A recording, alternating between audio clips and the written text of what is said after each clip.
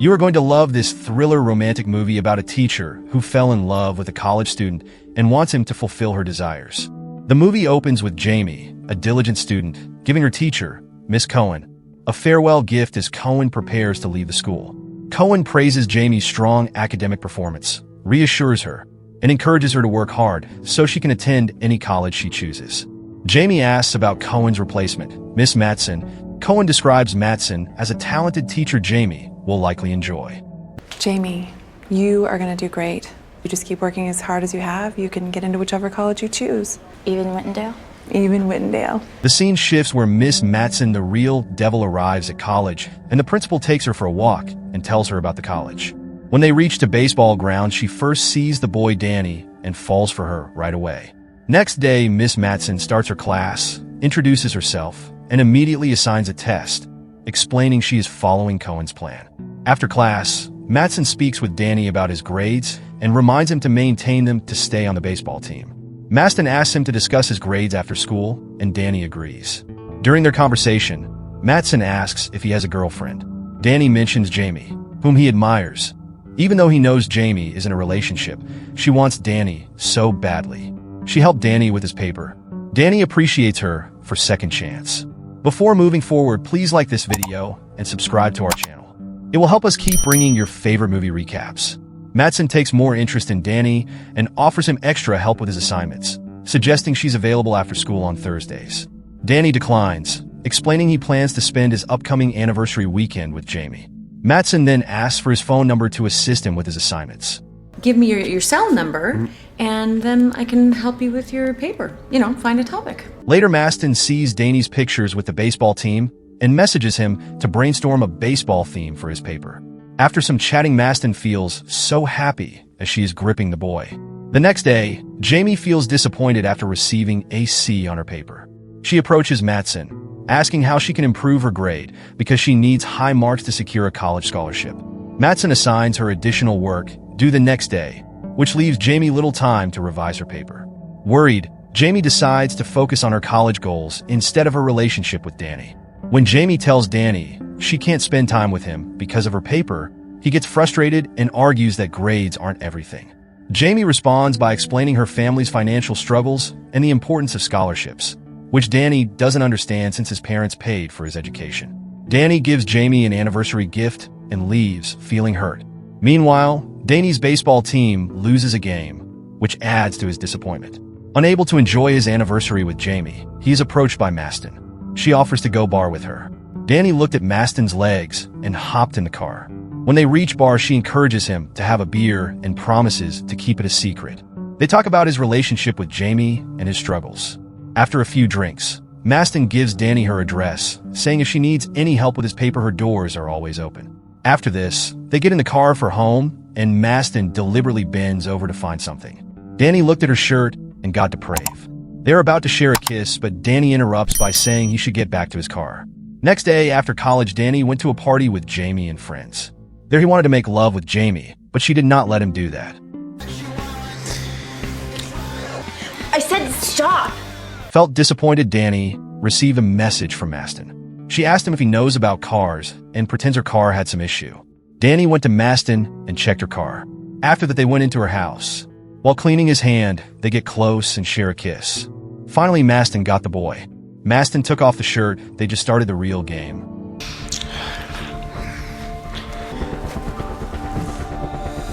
It's okay, I'm not gonna tell him. She makes him happy, and later Danny went home after finishing the bing bong and finds Jamie there. She asked him where he was, and Danny tried to avoid, but she knows he was with someone, not knowing it was Maston. The next day, Jamie feels disheartened when she gets another C on her paper, even after following Matson's advice. She suspects Matson is biased against her and confides in a friend, who urges her to confront Matson. After class, Jamie sees Matson and Danny having a close conversation, which deepens her suspicions.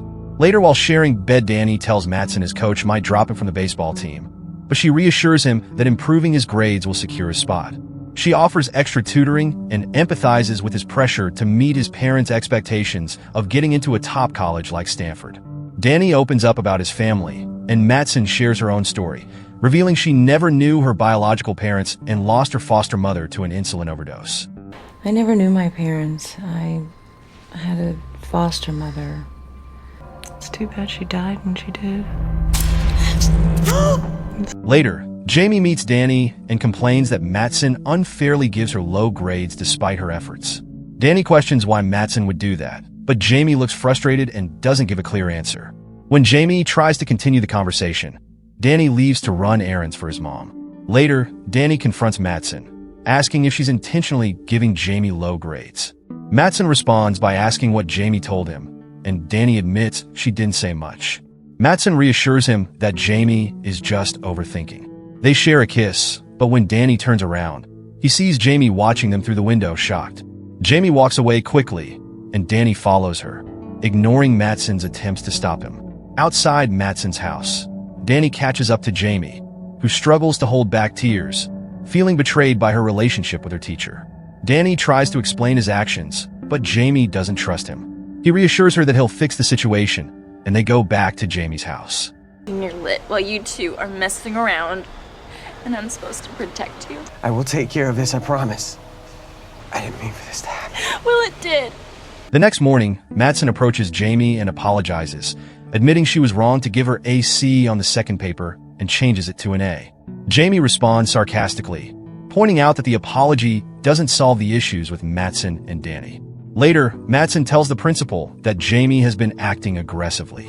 Although the principal wants to speak to Jamie, Mattson insists she can handle it and get a good result. In the parking lot, Danny checks on Jamie, who tells him Mattson raised her grade but feels it was out of guilt. Danny assures Jamie that he plans to break up with Mattson that night. Jamie tells him that afterward, Mattson can discuss their relationship. Danny arranges to meet Mattson in the park. When she gets his text, she feels excited. At the park, Jamie initially shows interest in him, but Danny stays firm, telling her he disapproves of how she's treated Jamie. Mattson tries to convince him to stay, but he walks away, leaving her in tears. In desperation, Mattson drives her car into Danny.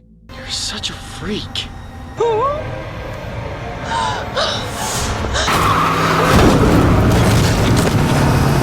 Hides his body, cleans the car, and later plants Danny's blood on Jamie's car without her knowing. The next morning, the police discuss the case of a teenager found dead in the park.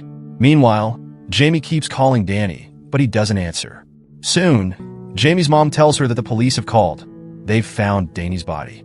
The police ask Jamie and her mom to come to the station. At the station, they meet Danny's parents, who blame Jamie for their son's death. Tensions rise, but the police intervene to calm them down. Danny said he was going to go see you last night.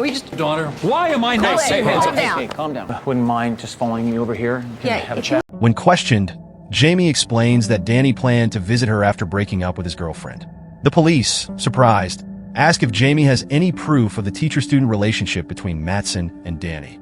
Later, the police visit Mattson at her home. She denies having a special relationship with Danny and says Jamie is making false accusations. Mattson also claims Jamie's behavior has changed in the past week. When asked where she was during the incident, Mattson says she was at the movie theater. The next day, the police search Jamie's house for clues.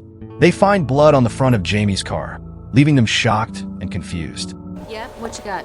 This. Like you got some dried blood on your bumper. I don't know how that got there. Jamie doesn't know how to respond, and the police arrest her for Danny's death. Jamie's parents reassure her, saying she'll be free soon. While Jamie is in jail, her mom watches Mattson closely, noticing her strange behavior. Soon, as Jamie's parents expected, she is released, convinced Mattson killed Danny. Jamie makes a plan to get Mattson to confess. That night, Jamie sneaks out to Mattson's house. Just as Jamie is about to get Mattson to admit the crime, Mattson realizes her intentions and tries to harm Jamie. "Look who's pathetic now," Mattson says. "Don't like that, do you?" Mattson gets furious about the recorder and approaches Jamie. As Mattson swings to strike, a detective grabs her arm and disarms her. The police arrive just in time and arrest Mattson. Later, they find out this isn't her first incident with a student. She had hidden her past well enough to move to LA. The movie concludes with the next morning. Jamie gets a letter from White Andale University, congratulating her on her acceptance. If you think you enjoyed this recap, please give this video a like and subscribe to our channel. We put a lot of effort and hard work in bringing you the best recaps. Let us know in the comment section if you want a recap on your favorite movies. See you next time.